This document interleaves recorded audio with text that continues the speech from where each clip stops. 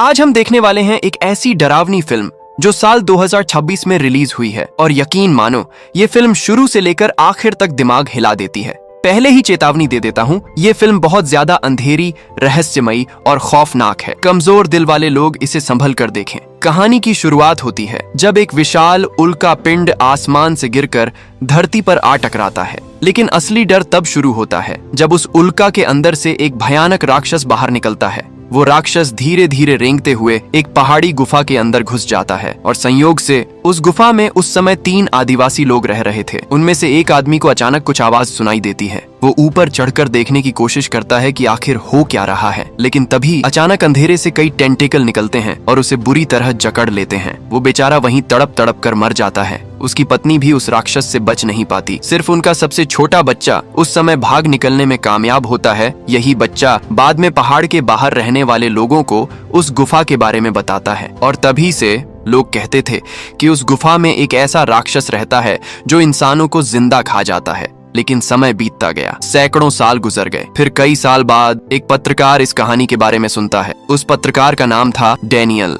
लेकिन डैनियल उन लोगों में से था जो अंधविश्वास पर यकीन नहीं करते। उसे लगता था कि ये सब स्थानीय लोगों द्वारा फैलाया गया झूठ है। वो चलते चलते रिकॉर्डिंग करता रहता है और जल्द ही गुफा के अंदर पहुंच जाता है। शुरुआत में सब कुछ सामान्य लगता है। गुफा शांत थी, सिर्फ अंधेरा और नमी। लेकिन तभी उसे जमीन पर एक इंसानी जबड़ा दिखाई देता है। ये देखकर डैनियल बुरी तरह डर जाता है। वो सोच ही रहा था कि भागे या नहीं कि अचानक अंधेरे में छिपा एक टेंटेकल तेजी से उसकी तरफ झपटता है। वो उसे जकड़कर घसीटते हुए अंधेरे में ले जाता है। उसका कैमरा वहीं गिर जाता है, लेकिन रिकॉर्डिंग चालू रहती है। आखिरकार पुलिस उस पूरे जंगल और पहाड़ी इलाके को प्रतिबंधित क्षेत्र घोषित कर देती है। किसी को भी वहां जाने की अनुमति नहीं थी। और अब हमारी मुख्य नायिका सोफी असल में एल्ली की बेटी थी, यानी डैनियल की नातिन। एक दिन जब वो अपनी माँ का सामान देख रही थी, उसे एक पुरानी डायरी मिलती है। उस डायरी के अंदर उसके दादा डैनियल द्वारा बनाया गया गुफा का एक नक्शा भी रखा हुआ था। नक्शा देखते ही सोफी एक फैसला करती है। वो खुद उस गुफा में जाएगी और अपनी माँ की गुमशुदगी का सच पता लगाएगी। लेकिन अकेले जाना संभव नहीं था,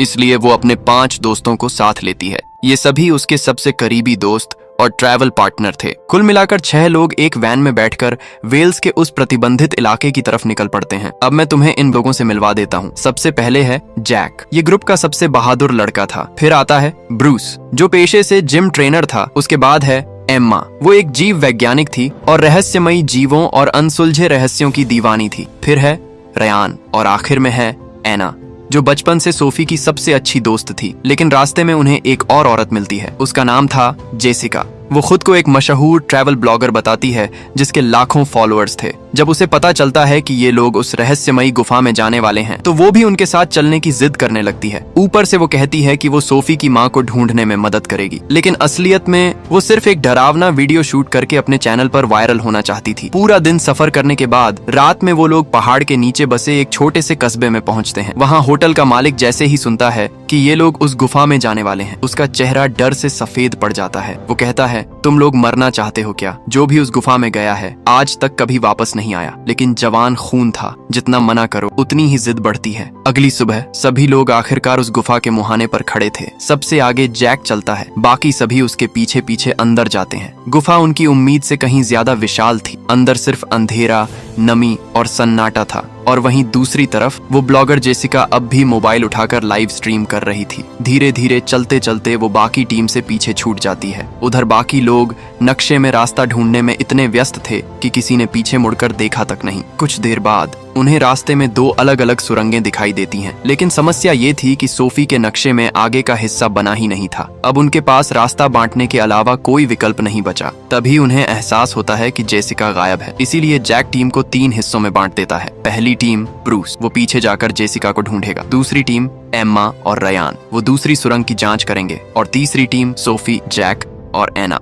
ये लोग मुख्य गुफा के सबसे गहरे हिस्से में जाएंगे। सभी तय करते हैं कि 1 घंटे बाद वापस यहीं मिलेंगे। लेकिन उन्हें क्या पता था कि उस गुफा में रहने वाला राक्षस उन्हें 1 घंटा तो छोड़ो, कुछ मिनट भी नहीं देने वाला। उधर दूसरी तरफ जेसिका को अचानक एहसास होता है कि उसके मोबाइल का सिग्नल गायब हो चुका है। तभी उसे पता चलता है कि वो पूरी टीम से बिछड़ चुकी है। वो जोर से आवाज लगाने ही वाली थी कि अचानक उसे अंधेरे में कुछ सरसराहट सुनाई देती है। पहले तो उसे लगता है कि शायद उसके दोस्त उसे डराने की कोशिश कर रहे हैं, लेकिन अगले ही पल एक विशाल टेंटेकल अंधेरे से निकलता है और उसे बुरी तरह जकड़ लेता है। वो चीख भी नहीं पाती और सीधे अंधेरे में घसीट ली जाती है। उधर ब्रूस टॉर्च लेकर उसे ढूंढते हुए पीछे जा रहा था। तभी उसे चट्टानों पर खून के बड़े बड़े निशान दिखाई देते हैं। साथ ही जमीन पर पड़ा होता है जेसिका का मोबाइल। ये देखकर उसे तुरंत समझ आ जाता है कि कुछ बहुत गलत हो चुका है, लेकिन तभी उसके पीछे से अचानक एक टेंटिकल निकलता है और उसे कसकर पकड़ लेता है। वो पूरी ताकत से मदद के लिए चिल्लाता है, लेकिन बाकी लोग उससे बहुत दूर जा चुके थे। कोई भी उसकी आवाज नहीं सुन पाता।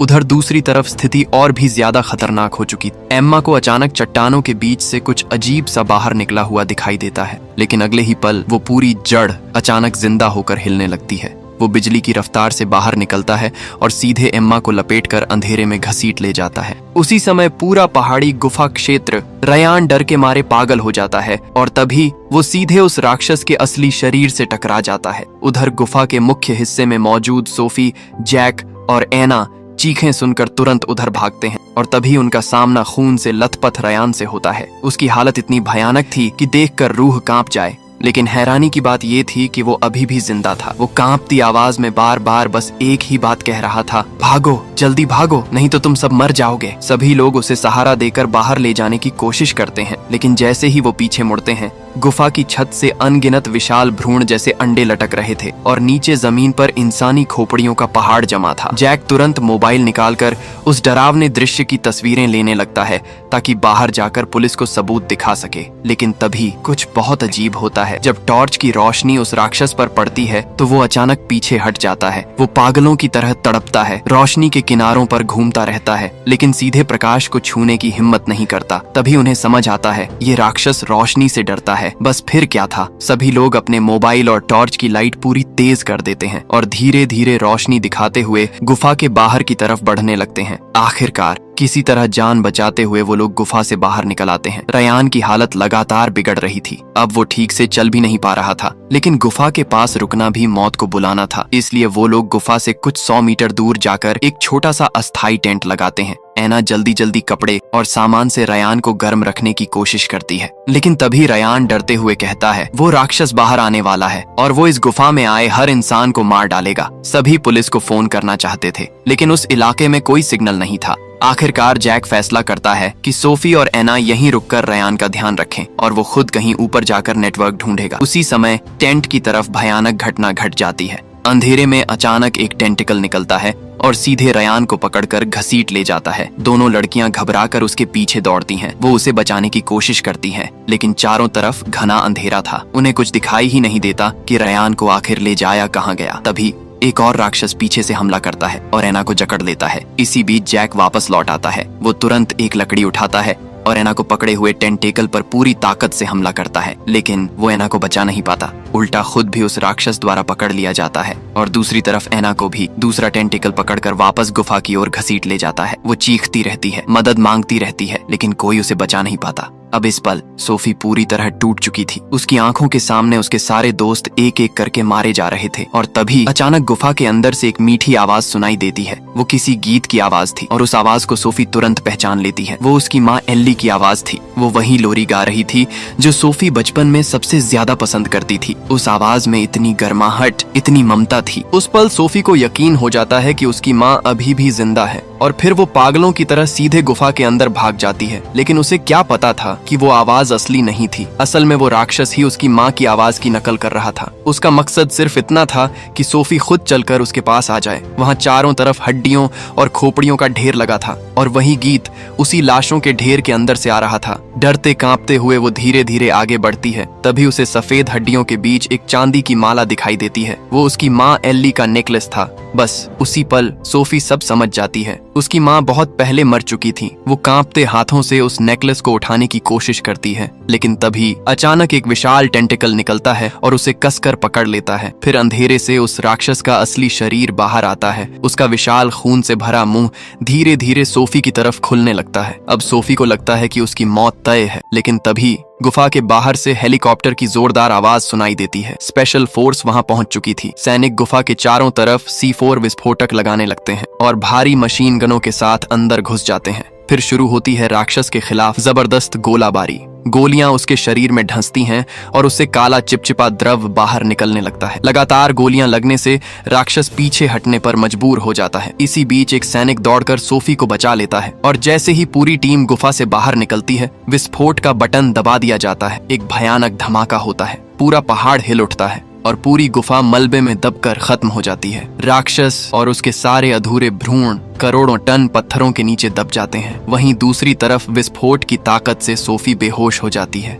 फिर कहानी सीधा 6 महीने बाद पहुंचती है। सोफी पूरे 6 महीने तक कोमा में रही थी। जब वो आखिरकार अस्पताल में होश में आती है तो डॉक्टर उसे बधाई देता है। डॉक्टर कहता है, तुम गर्भवती हो। अगर तुम्हारे पेट में बच्चा नहीं होता तो शायद तुम बचती ही नहीं। ये सुनकर सोफी सन्न रह जाती है, क्योंकि उसका कोई पति ही नहीं था। फिर वो गर्भवती कैसे हो सकती थी? घबराकर वो तुरंत डॉक्टर से जांच करवाती है, लेकिन जांच का नतीजा देखकर सबके होश उड़ जाते हैं। उसके पेट के अंदर एक इंसानी बच्चा नहीं, बल्कि किसी राक्षसी जीव का भ्रूण पल रहा था और अचानक उसका पेट तेजी से फूलने लगता है। ऐसा लगता है मानो वो जीव अभी पेट फाड़कर बाहर निकल आएगा। लेकिन तभी सोफी अचानक जाग जाती है। उसे एहसास होता है कि ये सब सिर्फ एक डरावना सपना था। लेकिन क्या सच में वो सिर्फ सपना था? कहानी यहीं खत्म नहीं होती। अब दृश्य बदलता है एक सैन्य सबूत कक्ष में, जहां एक कर्मचारी गुफा से बरामद सामान की जांच कर रहा था। तभी वहां रखा एक छोटा सा पैकेट अचानक हिलने लगता है और तभी एक छोटा राक्षसी जीव अचानक उसके चेहरे पर छलांग लगा देता है और यहीं जाकर फिल्म वास्तव में खत्म होती है।